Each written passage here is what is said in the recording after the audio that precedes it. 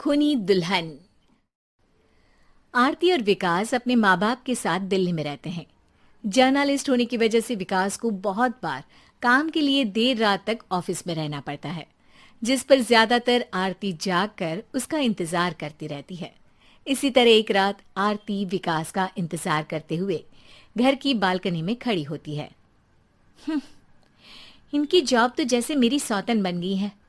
मुझसे ज्यादा उसी के साथ टाइम स्पेंड करते हैं और हम यहाँ इंतजार करते हुए मर जाएं। अपने आप से ये सब बोलते हुए आरती की नजर मोहल्ले के कोने वाले घर पर पड़ती है, जिसकी लाइट्स ऑन देखकर वो हैरान रह जाती है। ये इस घर की लाइट्स कैसे ऑन हो सकती हैं? यहाँ तो सालों से कोई नहीं रहता। वो ये सोच ही रही होती है कि तभी उसे घर की खिड़की पर औरत की परछाई के साथ लाल चुन्नी दिखाई देती है, जिसे देख आरती डर से चिल्लाने लगती है। भूत! कोने वाले घर में भूत है! आरती की आवाज सुन उसके घर वालों के साथ मोहल्ले के लोग भी अपनी बालकनी में निकल आते हैं। अरे क्या हुआ? आधी रात में बावरों की तरह क्यों चिल्ला रही है? भूत! वहाँ भूत है! आरती की बात से सब उस घर की तरफ देखने लगते हैं, लेकिन वहाँ कुछ नहीं होता। भाभी जी, लगता है आपने सपना देखा होगा। मैं बालकनी में खड़ी होकर सोऊंगी क्या? बता रही हूँ, अपनी आंखों से देखा है। घर की लाइट्स ऑन थी और वहाँ किसी का साया भी था। अरे तुम अक्सर विकास भैया के इंतजार में देर रात तक जागती हो ना, क्या पता नींद पूरी नहीं होने की वजह से कोई भ्रम हुआ हो।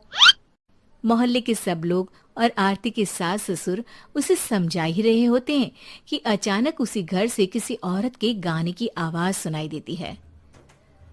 आजा ओ मेरे प्रियतम, आजा।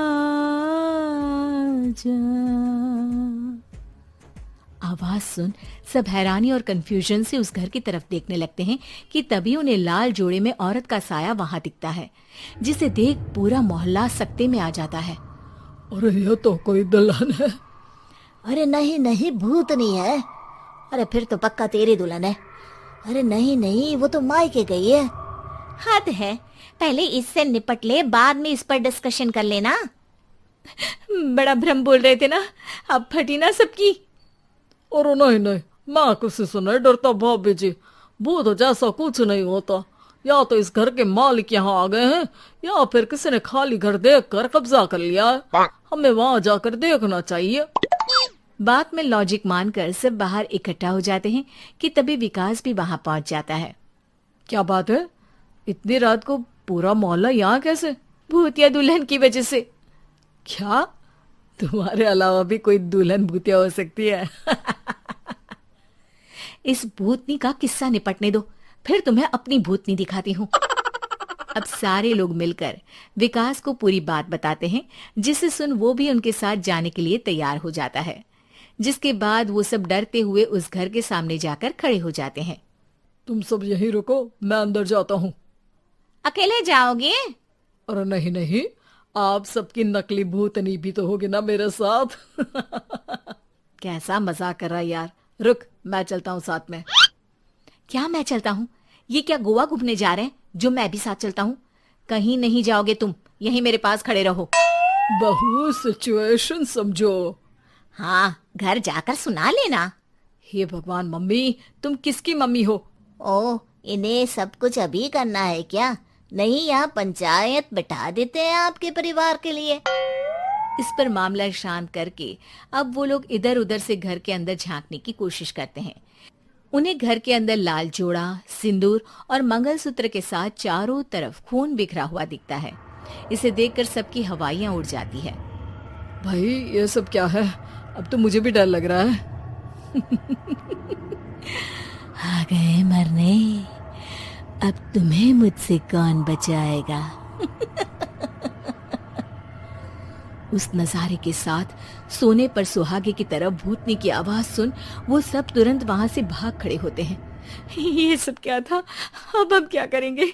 हमारे मोहल्ले में भूतनी आ गई जो सबको मारना चाहती है।